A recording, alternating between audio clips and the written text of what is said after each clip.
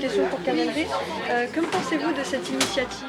Eh ben, je trouve que c'est une très très bonne initiative. C'est vraiment une très bonne chose et vive le compost. Pourquoi avez-vous pris un composteur aujourd'hui? Parce que j'ai un jardin et que je suis sensible au développement durable et j'ai envie d'être une bonne citoyenne. Voilà. Et que pensez-vous de cette initiative? Je trouve que c'est formidable. Il faut encourager justement les gens à faire des actions comme ça et on a besoin que les mairies elles soient proactives pour nous aider à prendre des nouvelles décisions. Ce 28 septembre, l'agglomération dracénoise a organisé une distribution de composteurs à la Motte. Les habitants se sont déplacés après s'être inscrits auprès de leur commune ou de l'agglomération. Des maîtres composteurs étaient présentes pour former les habitants au montage du composteur et le tri des biodéchets. On peut composter tout ce qui est déchets secs et déchets humides. Les déchets humides, on les trouve souvent en cuisine, donc il y a tout ce qui est épluchures de fruits et légumes, tout ce qui est marc de café, sachets de thé, restes de repas.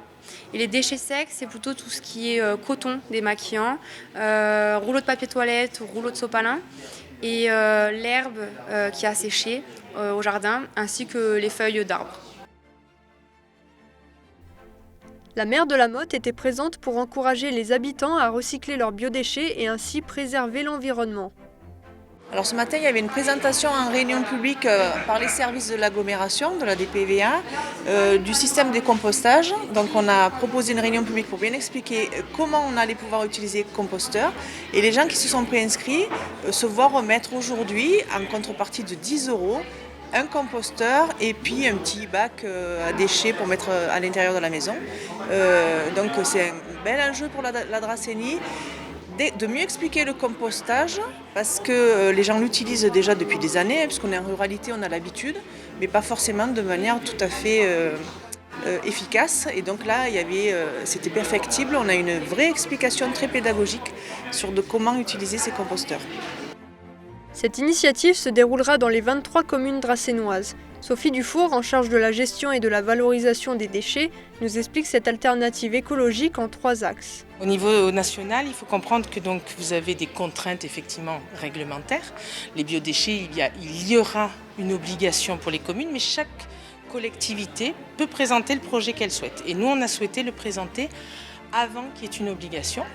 Donc, dans le cadre de la gestion des biodéchets, nous avons répondu donc, au projet LIFE, qui est un projet européen. Notre candidature a été retenue. Donc, une action auprès des particuliers, celle que vous avez vue ce matin, sur la distribution. Donc, on a comme objectif d'arriver à distribuer sur 2 ans 8000 composteurs. On en a déjà 500 en distribution là, sur les mois qui viennent. Donc c'est un bon démarrage et on est content et on compte sur vous, sur le bouche à oreille également. Et nous menons aussi des actions auprès des professionnels. Le click and collect en centre-ville auprès des commerçants, que nous accompagnons à la gestion des déchets et donc au tri et à la mise en place des biodéchets, notamment dans les restaurants, ce qui n'est pas simple pour les professionnels.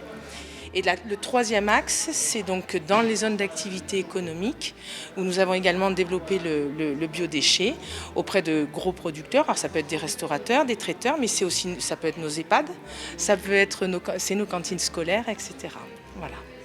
Les habitants de la Motte étaient heureux d'acquérir leur composteur qui les aidera à produire leur propre compost et limiter l'achat d'engrais chimiques.